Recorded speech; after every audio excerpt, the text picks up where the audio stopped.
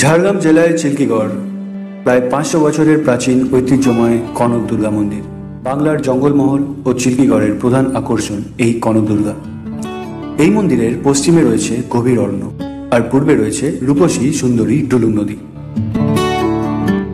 প্রাচীনকালে কোনো এক সময় এই মন্দিরে একটি প্রবল বজ্রপাত হয়, যার ফলে মন্দিরটি সম্পূর্ণভাবে দ্বিখণ্ডিত হয়ে যায় এবং তারই পাশে নবনির্মিত কনক দুর্গা মন্দির স্থাপিত হয়।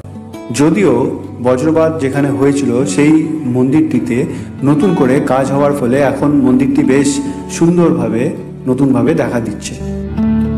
নিজের ব্যস্ত জীবন থেকে ছোট্ট একটা সময় কাটানোর জন্য এখানে কিন্তু আপনারা ঘুরে যেতেই পারেন।